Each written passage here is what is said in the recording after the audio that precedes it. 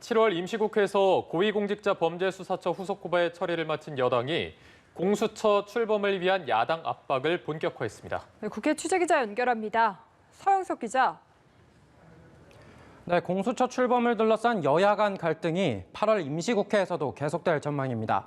더불어민주당 이해찬 대표는 최고위원회의에서 미래통합당을 향해 늦어도 8월 임시국회가 시작하는 18일까지 야당 몫의 공수처장 추천위원을 선임해달라고 요청했습니다. 이어 그렇지 않으면 공수처 출범을 위한 다른 대책을 쓸 것이라고 압박했습니다. 야당 추천위원 2명이 반대하면 공수처장 추천을 할 수 없는 법을 바꿔서라도 공수처장을 뽑고 출범시키겠다는 의지를 보여준 겁니다. 반면 통합당은 위헌 심판 중인 사안이므로 헌법재판소의 판단이 나오기까지는 지켜봐야 한다는 입장에 변함이 없습니다.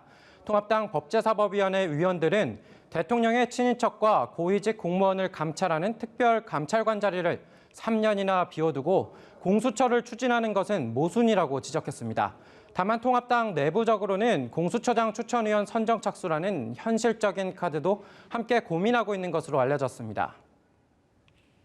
네, 한편 윤석열 검찰총장의 이 민주주의의 허울을 쓴 독재 발언이 여전히 논란이 되고 있습니다.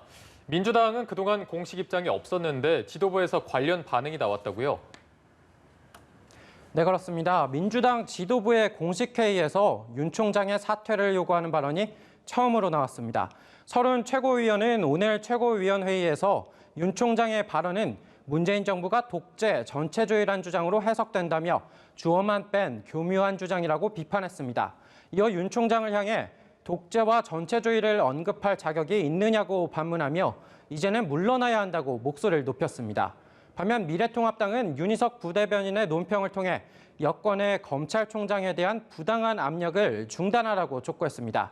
이어 상식적인 말에도 상처받고 발끈한다면 그 자체로 문제가 있는 것이라고 꼬집었습니다.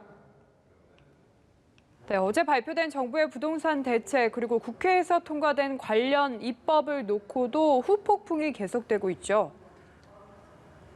네, 민주당은 오늘도 부동산 투기를 근절시키겠다는 의지를 보였습니다. 이해찬 대표는 부동산 시장 안정을 위한 총력 대응에 나서 다주택 소유로 투기 소득을 올리는 시대를 끝내야 한다고 강조했습니다.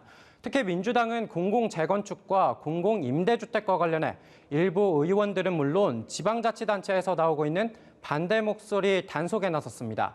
김태년 원내대표는 원활한 주택공급 진행을 위해 지방정부 등과 주택공급 정책 협의회를 구성하고 협의해 나가겠다고 덧붙였습니다. 미래통합당 김종인 비상대책위원장은 세금으로 집값을 절대 못 잡는다고 강조하고 있는데요. 배준영 대변인은 정부의 주택공급 대책과 관련해서도 여당 안의 님비 현상을 지적하며 졸속 부동산 공급 대책은 희망 고문에 불과하다고 평가했습니다. 윤희숙 의원 역시 SNS에서 정부 여당을 향해 시장에 대한 두려움 없이 선동만 한다고 비판의 목소리를 높였습니다. 지금까지 국회에서 전해드렸습니다.